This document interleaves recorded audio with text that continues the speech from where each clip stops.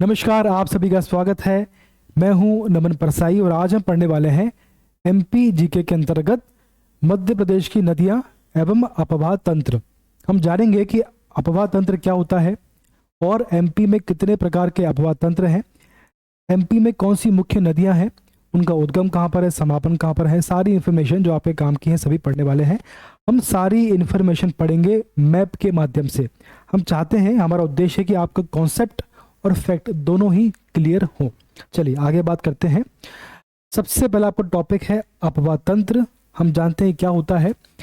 इसे इंग्लिश में कहते हैं ड्रेनेज पैटर्न या ड्रेनेज सिस्टम। ठीक, निश्चित वाहिकाओं, चैनल्स या नदियों के माध्यम से हो रहे जल प्रवाह को अपवाह कहते हैं। ये देखिए, ये नदी का नाम है नर्मदा नदी। इसका नाम है नर्मदा। ये अपने स्थान से बह रही है। देखो, इसका उद्गम यहाँ से हो रहा है, इस प्रकार से बह रही है, तो यहाँ इसका समापन हो रहा है। तो इसमें क्या लिखा है, नदियों के माध्यम से हो रहे जल प्रवाह को अपवाह कहते हैं। तो इस नदी के माध्यम से जो भी जल प्रभावित हो रहा है उसको बोलेंगे अपवाह, तथा इन वाहिकाओं या नदियों के जाल को अपवाह तंत्र कहते हैं। देखिए, ये नदी मुख्य नदी है, इसके साथ में छोटी छोटी सहायक नदियां मिलती हैं। देखो, ये शेर है, शक्कर है, दूधी है या तवा है, यहाँ पर मान है, हिरन है, जोबड़।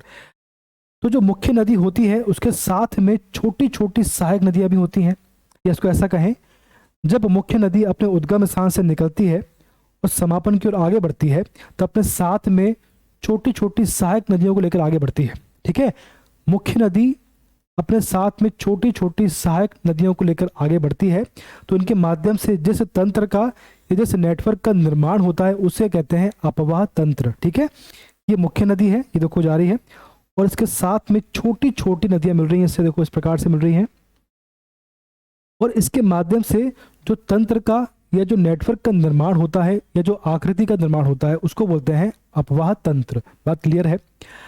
इस प्रकार अपवाह तंत्र से तात्पर्य किसी क्षेत्र की जल प्रवाह प्रणाली से है। इसका फॉर्मूला क्या बनेगा, देखो इसका फॉर्मूला क्या बनेगा, मुख्य नदी प्लस सहायक नदी, इसके माध्यम से जो नेटवर्क का निर्माण होगा उसको बोलेंगे अपवाह तंत्र। बात क्लियर है। चलिए अगला है आपका अपवाह तंत्र को प्रभावित करने वाले कारक। ये बेसिक कॉन्सेप्ट है ना, ये कॉन्सेप्ट आपका कॉमन सेंस है। भूवैज्ञानिक समयावधि, कब इसका निर्माण कब हुआ है, चट्टानों की प्रकृति कैसी है, संरचना कैसी है, इसका आकार कैसा है। ठीक है, स्थलाकृतिक ढाल, अगर ढाल है तो जलप्रपात का निर्माण होगा। बहते हुए जल की मात्रा एवं बहाव की अवधि पर निर्भर करता है। बहते हुए जल की मात्रा और बहाव की अवधि से यह तय होता है कि नदी अपने समापन पर डेल्टा या एस्चुरी का निर्माण करेगी। ठीक है, डेल्टा एस्चुरी क्या होता है इसको हम समझेंगे। जो नर्मदा नदी है, अपने समापन पर, ये अपने समापन पर एस्चुरी का निर्माण करती है, अपने समापन पर एस्चुरी का निर्माण करती है। ये अच्छा फैक्ट है। अब क्यों करती है, कैसे करती है, इसको समझेंगे आगे। अभी आप सिर्फ परिभाषा समझें। आगे है जल विभाजक क्या होता है। एक अपवाह द्रोणी को दूसरी अपवाह द्रोणी से अलग करने वाली सीमा को जल विभाजक या वाटर डिवाइडर के नाम से जाना जाता है। एग्जाम्पल लेते हैं, देखिए सपोज करें ये एक अपवाह द्रोणी है, इसको इंग्लिश में बोलेंगे ड्रेनेज बेसिन। क्या बोलेंगे, ड्रेनेज बेसिन, क्या बोलेंगे, अपवाह। तो एक अपवाह द्रोणी ये है और दूसरे को बोलेंगे ए और दूसरी ये है। ठीक, तो इसमें क्या लिखा हुआ है कि एक अपवाह द्रोणी को दूसरी अपवाह द्रोणी से अलग करने वाली सीमा को बोलते हैं जल विभाजक। ठीक, अभी जो सीमा है ये या तो पर्वत, ये कुछ भी हो सकता है। जैसे ये जो सीमा है ये या तो पर्वत होगी या पहाड़ होगी या कोई भी ऊंचा स्थान होगा, तो इसे हम जल विभाजक कहेंगे। कोई भी पर्वत, पहाड़ या ऊंचा स्थान जो दो अपवाह द्रोणी को अलग करता है उसको बोलते हैं जल विभाजक। बात क्लियर है। एमपी में विंध्य एवं सतपुड़ा पर्वत श्रेणी जल विभाजक का कार्य करती है। एमपी में विंध्य और सतपुड़ा जल विभाजक का कार्य करती है। कैसे करती है, देखो जरा उसको। ये आपकी विंध्याचल श्रेणी है, ठीक है, यहाँ आपकी सतपुड़ा है। यहाँ पर एक नदी बहती है, इसका नाम है, यहाँ पर एक नदी बहती है, इसका नाम है नर्मदा नदी। यहाँ से एक नदी निकलती है, उसका नाम है चंबल। ठीक, तो क्वेश्चन अगर करूं आपसे मैं कि नर्मदा और चंबल के मध्य में कौन सी ऐसी पर्वत श्रेणी है जो जल विभाजक का कार्य कर रही है, तो आंसर क्या होगा? विंध्य श्रेणी। ठीक, नर्मदा और चंबल के मध्य में कौन सी पर्वत श्रेणी है जो जल विभाजक की भूमिका निभाती है, तो आंसर क्या होगा? विंध्याचल पर्वत श्रेणी। ठीक, अब अगला आपको कॉन्सेप्ट है रिवर बेसिन और वाटरशेड क्या होता है। तो बड़ी नदियों के जल ग्रहण क्षेत्र को नदी द्रोणी या रिवर बेसिन, जब जैसे आप गंगा है, यमुना है, तो इस प्रकार की नदी, बड़ी नदियों के जल ग्रहण क्षेत्र को बोलते हैं नदी द्रोणी, और छोटी नदी या नालों के जल ग्रहण क्षेत्र को बोलते हैं वाटरशेड या जल संभर। बात क्लियर है? आगे बढ़ते हैं, चलिए। अगला आपका है प्रकार। इस राज्य में अधिकांशतः प्रायद्वीपीय नदी बहती हैं। जो एमपी है बेसिकली प्रायद्वीप क्षेत्र में आता है। प्रायद्वीप होता है जो तीनों ओर से जल से घिरा हो। भारत का जो निचला हिस्सा है प्रायद्वीपीय क्षेत्र में आता है, तो वो तीनों ओर से जल से घिरा हुआ है। अरब सागर, खंबाती खाड़ी, नीचे आप खंबाती खाड़ी, बंगाल की खाड़ी, और नीचे आपका है हिंद महासागर। ठीक, तो जो एमपी वाला क्षेत्र आधा हिस्सा इसका प्रायद्वीप क्षेत्र में आता है, वहीं पर इसका नदी निकलती है। तो नदियों का मायका भी कहते हैं इसको। क्यों कहते हैं? क्यों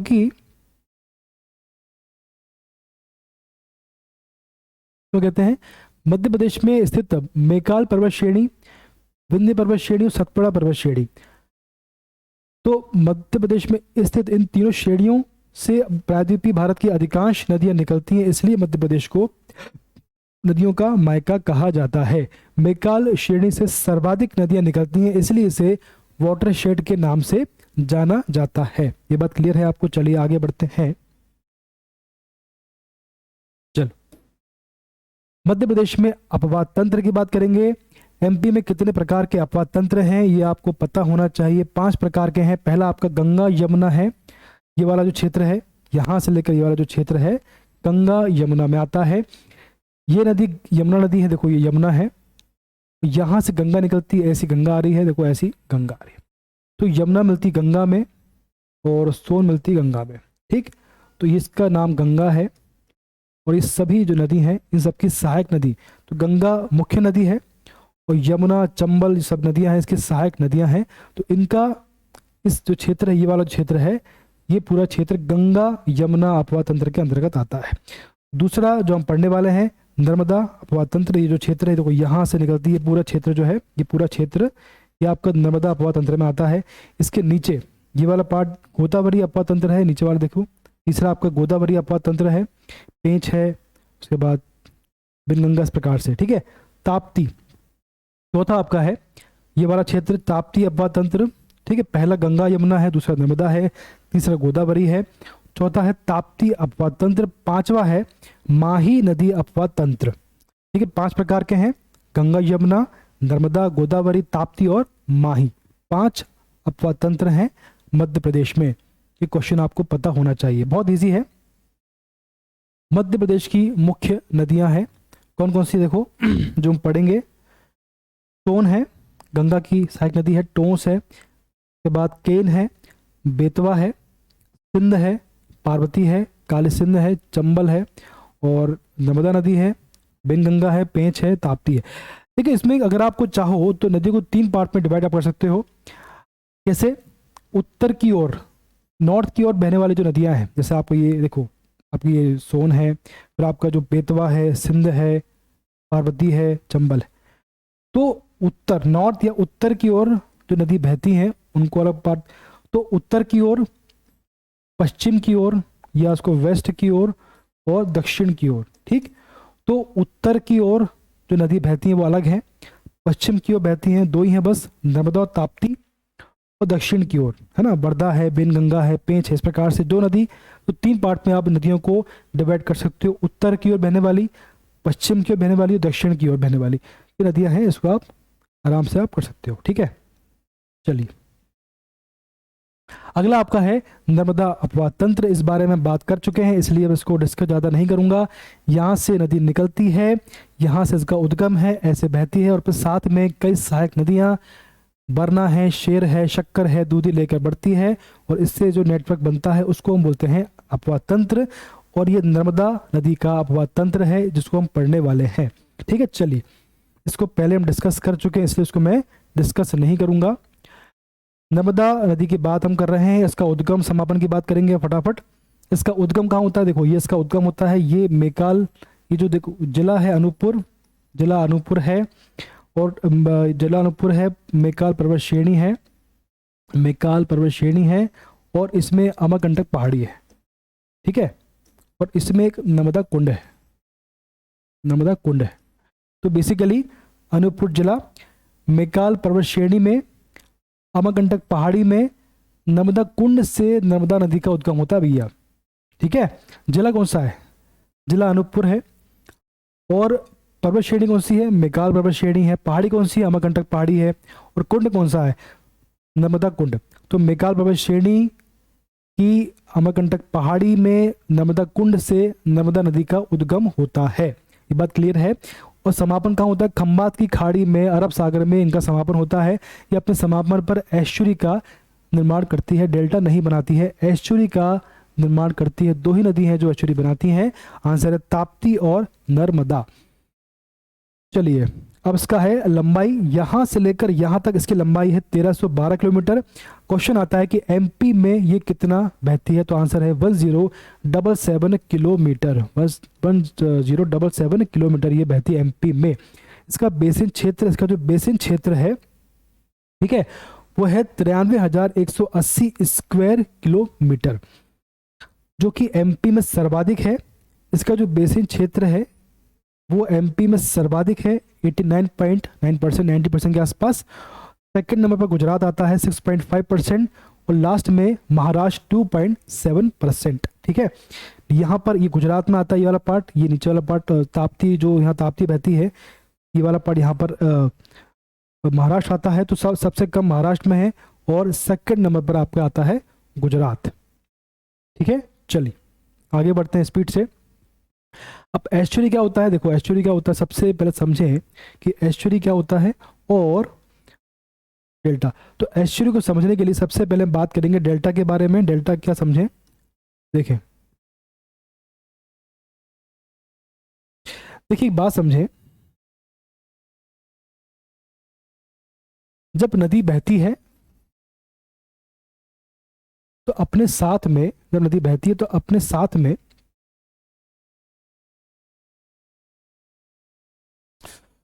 बहती, अपने साथ में अवसाद लेकर बहती है। इसका कलर कौन सा अच्छा होगा? ठीक है, तो जब नदी बहती है, यहां समझते हैं, जब नदी बहती है तो अपने साथ में अवसाद, यानी कंकड़ पत्थर रेत के कण होते हैं ना, जो कंकड़ पत्थर है या रेत है, तो अपने साथ में अवसाद लेकर आती है, अपने साथ में अवसाद लेकर आती है। उससे क्या होता है, जब ये अपने मुहाने पर आती है तब इसकी स्पीड कम हो जाती है। क्यों? क्योंकि अवसाद साथ में, ठीक है, नदी बहती है तो अपने साथ में अवसाद लेकर आती है। तो जब इसका मुहाना आता है तो मुहाने में चूंकि इसके साथ में अवसाद लेकर आई है, तो अवसाद के जमाव से इसकी स्पीड कम हो जाती है। इसकी स्पीड कम होती है, क्यों कम होती है? अवसाद के जमाव से। ये देखो, नदी यहाँ से बह रही, देखो मुख्य नदी ये है, जैसे यहाँ पर आई तब जो ये अवसाद अपने साथ में लेकर आई थी, उसके जमाव से, उसके जमाव से विभिन्न आकृति, उसके जमाव से, देखो जमा हो गया, उसके जमाव से नदी कई पार्ट में डिवाइड हो जाती है, कई पतली पतली सकरी इसमें पट्टी में। ये देखो, अपने अवसाद, अवसाद जो साथ में लेकर आती है, उसके अवसाद के जमाव से यहाँ पर नदी पतली पतली पट्टी में डिवाइड हो जाती है। देखो इस प्रकार से ये जो आकृति का निर्माण होता है, ये जो आकृति, ये देखो, ये आपका समापन यहाँ पर हो रहा है, ये आपका समुद्र है, ये समुद्र नीचे यहाँ पर है, ठीक, और मुख्य नदी है, यह आपकी बहकर आ रही है। ठीक, तो जो अवसाद साथ में लेकर आ रही है उससे इसकी स्पीड कम हो जाती है, और इसके अवसाद के जमाव से यहाँ पर तरह तरह की आकृति का निर्माण होता है। इसे ही डेल्टा कहते हैं। बात क्लियर है? अब बात करेंगे एस्चुरी के बारे में। एस्चुरी, अब यहाँ पर कॉन्सेप्ट ये है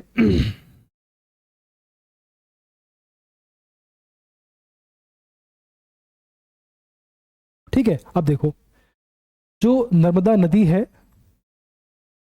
ये भ्रंश घाटी में बहती है। ये बहती है भ्रंश घाटी में, यानी दो पहाड़ के बीच का हिस्सा। ये पहाड़ है विंध्याचल सतपुड़ा, इसके बीच बहती है। तो यहाँ पर अवसाद कम मिलेगा, कंकड़ पत्थर मिलेंगे, कम मिलते हैं यहाँ पर।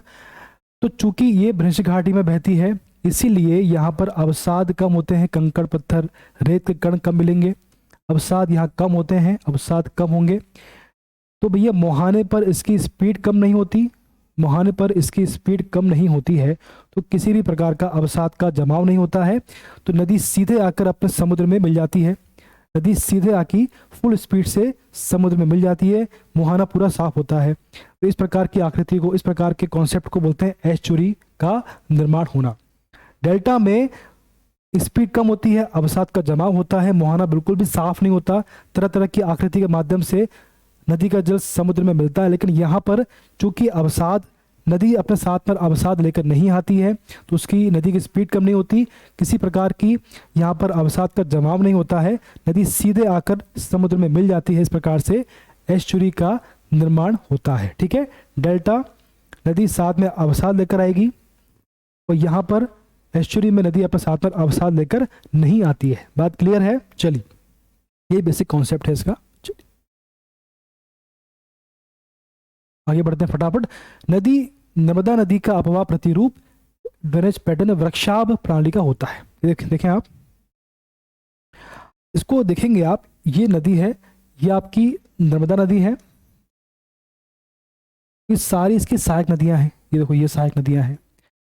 इसको यदि आप देखोगे साइड से, इसको आप देखोगे तो ऐसा मालूम पड़ता है कि जो मुख्य वृक्ष है उसकी शाखाएं हैं। तो इस प्रकार से इसकी जो आकृति बनती है, तो उसकी अपवाद, इसका जो अपवाद तंत्र है, इसका जो अपवाद तंत्र है, उसकी आकृति जो है वृक्ष के समान है, इसलिए इसे वृक्षाभ, इसलिए इसे वृक्षाभ प्रणाली कहते हैं। इसलिए क्वेश्चन कभी आता है एग्जाम में कि जो नर्मदा नदी का अपवाह प्रतिरूप किस प्रकार का है, तो आंसर होगा वृक्षाभ प्रणाली का है।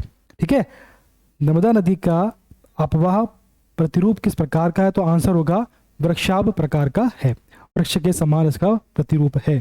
ये बात क्लियर है आपको? आगे बढ़ते हैं फटाक से।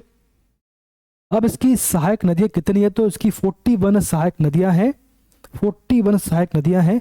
22 यहाँ से मिलती हैं, लेफ्ट से मिलती हैं, और 19 राइट से मिलती हैं। ये बात क्लियर है? बाएं से मिलती है 22 और दाएं से मिलती हैं 19, 41 सहायक नदियां हैं। कुंदी है, शेर है, हिरन है, दूधी है, हथनी है, बंजर है, कोलार, शक्कर, तवा। तवा सबसे बड़ी सहायक नदी है। क्वेश्चन आता है सबसे बड़ी सहायक नदी कौन सी है? तवा है। छोटी तवा है, बरनार है, बारना है, तिंदोनी है, ऊटी, चंद्रकेशर, मान, गंजाल और गोई। इस प्रकार से 41 सहायक नदियां हैं। ठीक है, चलिए आगे बढ़ते हैं। अब देखिए क्वेश्चन आता है कि नर्मदा नदी किन दो पर्वतों के मध्य बहती है, तो आंसर है, देखो ये आपका है, यहाँ पर आपकी मैकाल पर्वत श्रेणी है। ठीक है, और नदी यहाँ से बहती है, इस प्रकार से बहती है। इसके ऊपर विंध्याचल पर्वत श्रेणी है, यहाँ पर आपकी है सतपुड़ा पर्वत श्रेणी। ठीक है, अब एक बात समझे, ये आपकी विंध्याचल पर्वत श्रेणी है, ये आपकी सतपुड़ा पर्वत श्रेणी है। इन दोनों के मध्य में जो घाटी का निर्माण हुआ है उसको बोलते हैं भ्रंश घाटी। ये पहले कई करोड़ों वर्ष पूर्व ये दोनों पर्वत साथ में रहे होंगे, लेकिन कुछ कारणवश इनमें गैप आ गया और बीच में घाटी का निर्माण हुआ। तो इस प्रकार की जो घाटी होती है उसको बोलते हैं भ्रंश घाटी। ठीक, ये आपकी विंध्याचल पर्वत श्रेणी है, ये आपकी सतपुड़ा पर्वत श्रेणी है, और इसके बीच में जो घाटी का निर्माण हुआ है इसको बोलते हैं भ्रंश घाटी। तो नर्मदा नदी इन दोनों के मध्य में, यानी भ्रंश घाटी में बहती है। और किसके मध्य में? विंध्याचल और सतपुड़ा के मध्य बहने वाली नदी का नाम है नर्मदा नदी। क्वेश्चन एग्जाम में कई बार पूछा गया है। अगर आपको कॉन्सेप्ट क्लियर हो गया कि कौन सा पर्वत कहाँ पर है, कौन सा पहाड़ कहाँ पर है, तो आपको किसी प्रकार की समस्या नहीं आने वाली। चलिए, अब आपका क्वेश्चन है कौन कौन से जिले इसके बीच में, कौन कौन से जिले इसके मध्य पड़ते हैं। देखिए, इसका उद्गम अनूपपुर जिले से होता है। तो रास्ते में कौन कौन से जिले पड़ते हैं, देखिए ये अनूपपुर जिला इसका उद्गम होता है। यहाँ पर अमरकंटक है, और यहाँ पर डिंडोरी है, मंडला है, जबलपुर है, नरसिंहपुर है, होशंगाबाद यानी नर्मदापुरम है, सीहोर है, रायसेन है, देवास, हरदा, खंडवा, खरगोन, धार, बड़वानी, अलीराजपुर। इसको आप अगर आप मैप में देखने का प्रयास करोगे, गूगल मैप में सर्च करना, इस रिवर के बारे में आपको सारी जानकारी मिलेंगी। इसको जूम करना, सारे जिले, सारे जलप्रपात, सारे आपके जो परियोजना है सभी आपको मिलेंगी। प्रयास करना एक बार। इसके प्रमुख तटीय नगर, ऐसे कौन से नगर है जहाँ पर तट है, इसका तट पड़ता है भेड़ाघाट है जबलपुर में, मंडला, ये आपका मंडला है नीचे, उसके बाद नरसिंहपुर है, नर्मदापुरम में घाट है, यहाँ पर हंडिया है, इसका सेंटर वाला पॉइंट है, महेश्वर खरगोन में है, ये वाला पॉइंट यहाँ पर खरगोन में, बड़वानी इसके नीचे है, बड़वाह ओमकारेश्वर खंडवा में है, दार्शनिक स्थल है, ठीक है। ओमकारेश्वर खंडवा ये पड़ेगा, अब यहाँ पर ओमकारेश्वर है आदि इसके तटीय इसके जिले हैं, ठीक है। आगे बढ़ते हैं। अब नर्मदा नदी में कुछ परियोजना है, कौन कौन सी मुख्य है देखो। इंदिरा सागर है, पुनासा खंडवा में है, और सरदार सरोवर गुजरात में, ओमकारेश्वर खंडवा महेश्वर। तो भैया 4 इसमें नाम लिखे हैं, उनको सबसे पहले सर्च कर लेते हैं कहाँ पर है। देखो ये आपका खंडवा है, ये देखो ये खंडवा पड़ता है, ये खंडवा है।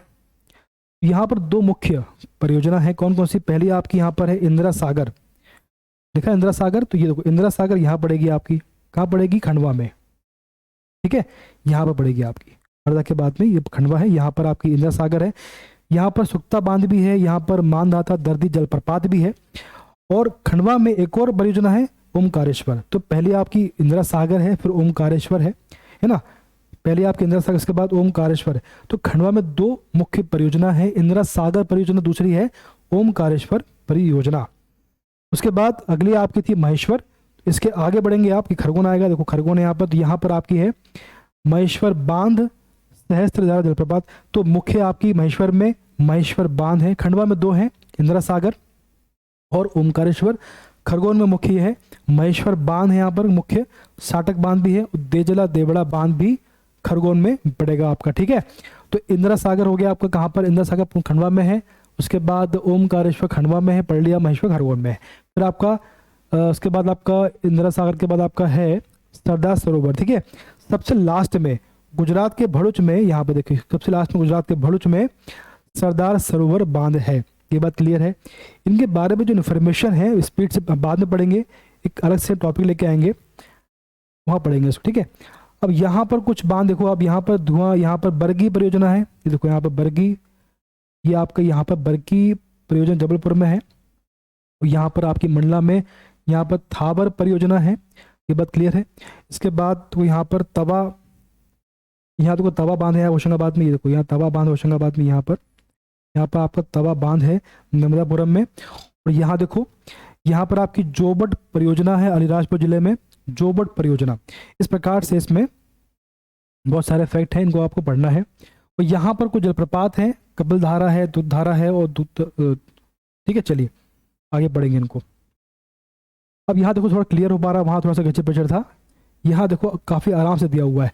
ये अमरकंटक उद्गम स्थान है, ये देखो यहाँ पर बरगी बांध है जबलपुर में, ये होशंगाबाद में यहाँ पर देखो तवा बांध यहाँ पर पड़ता है, ठीक है, तवा बांध है यहाँ पर। इसके आगे 3 बांध देखो बने हुए हैं, 3 बांध ऐसे बने हुए हैं। पहला है आपका इंदिरा सागर, दूसरा है आपका ओमकारेश्वर, तीसरा आपका महेश्वर परियोजना, ठीक, तीनों के साथ लगभग आगे पीछे हैं। इसके बाद ये आपका मान परियोजना है, ये आपका जोबट बांध परियोजना है, अलीराजपुर जिला पड़ता है। सबसे लास्ट में है सरदार सरोवर परियोजना, सबसे लास्ट में सरदार सरोवर परियोजना, ठीक है। इसको आप मैप में देखो और याद करो।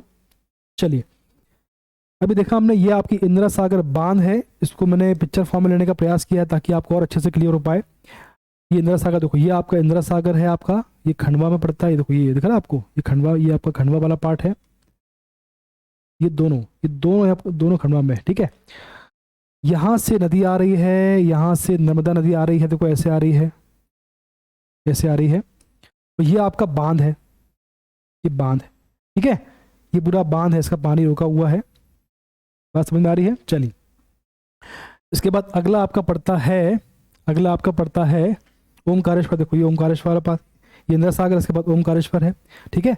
यहाँ से पानी ऐसा आ रहा होगा, यहाँ से पानी, ठीक है। अगला देखते हैं, इसके बाद ये आपका महेश्वर है, इंदिरा सागर, ओमकारेश्वर, महेश्वर, ये आपका महेश्वर वाला बांध है, ठीक है। अब अगला है आपका सरदार सरोवर बांध, ठीक है। ये देखो सबसे लास्ट में देखो ये वाला पार्ट जो है ना, ये वाला सरदार सरोवर, ये आपका खंबाती खाड़ी है। तो खंबाती खाड़ी में जब जल गिरता है उसके पहले यहाँ पर बांध बनाया हुआ गुजरात में भरूच में, सरदार सरोवर बांध। इसको देखना गूगल मैप में, आपको अच्छे से क्लियर होगा। ये आपका बांध है, ठीक है। और यहाँ से पानी आ रहा है आपका नर्मदा का, ठीक है। ये आपका बांध बना हुआ है। क्लियर है कॉन्सेप्ट? चलो आगे बढ़ते हैं। अब प्रमुख जलप्रपात। प्रमुख जलप्रपात, जलप्रपात होता क्या है? देखो जलप्रपात जो होता है, जलप्रपात का मतलब क्या होता है सबसे पहले समझो। जलप्रपात दो शब्द हैं, प्रपात, जल पता है आपको, पीते हैं हम लोग, यूज करते हैं, बहुत से काम आते हैं। प्रपात का मतलब होता है तेजी से नीचे गिरना, तेजी से नीचे गिरना। मतलब क्या हुआ? जल का तेजी से नीचे गिरना। अब ये ऊंचा, देखो ये ऊंचा स्थान है, ये पहाड़ी वाला क्षेत्र है, ये नीचे मैदान है। जब जल ऊंचे स्थान से नीचे गिरता है तो उसको बोलते हैं जलप्रपात, ठीक है। जब जल किसी ऊंचे स्थान से नीचे गिरता है तो उसको बोलते हैं जलप्रपात। तो ये आपका कपिलधारा जलप्रपात है, ये अमरकंटक में है। यह हमारा दुग्धधारा, ये आपका है दुग्धधारा, दुग्धधारा जलप्रपात, ये आपका अमरकंटक में है, ठीक है। और ये है धुआंधार जलप्रपात, धुआंधार, ये आपका जबलपुर भेड़ा घाट में पड़ता है, ठीक है। अब अगला आपका है नर्मदा देवी, सॉरी नमामि देवी नर्मदे, नर्मदा सेवा यात्रा। ये क्या है देखो इसको। ये जो सेवा यात्रा है इसका उद्देश्य क्या था? इसका उद्देश्य था नर्मदा में प्रदूषण की रोकथाम करना, जल संरक्षण करना और शुद्धिकरण, ठीक है। प्रदूषण की रोकथाम करना, जल संरक्षण और एवं शुद्धिकरण इसका उद्देश्य था, ठीक है। इसका शुभारंभ कब हुआ था? इसका शुभारंभ 11 दिसंबर 2016 को उसका शुभारंभ हुआ था। 11 दिसंबर 16 में कहाँ से हुआ था? अमरकंटक से हुआ था। उद्देश्य क्लियर है? शुभारंभ कब हुआ? 16 में इसका शुभारंभ हुआ। कहाँ से हुआ? अमरकंटक से हुआ। नमामि देवी नर्मदे सेवा यात्रा का शुभारंभ अमरकंटक से किया गया। समापन कब हुआ इसका? 15 मई 2017 में इसका प्रारंभ। तो 16 में शुभारंभ, 17 में इसका समापन हुआ। क्षेत्र इसमें कितनी दूरी कवर की गई? तो 148 दिनों तक लगभग 16 जिलों में 16 जिले इसमें कवर किए गए। 148 दिनों के अंतर्गत 3300 किलोमीटर की दूरी इसमें कवर की गई। तो भैया दिन कितने? 148 दिन, जिले कितने? 16, और कितनी दूरी? 3350 किलोमीटर की दूरी इसमें कवर की गई। तो आज के लिए इतना ही है। मुझे उम्मीद है कि आपको समझ में आया होगा। इस प्रकार से हम पढ़ते रहेंगे। अगला वीडियो बहुत जल्दी आने वाला है, तब तक आप सभी स्वस्थ रहें, खुश रहें। धन्यवाद।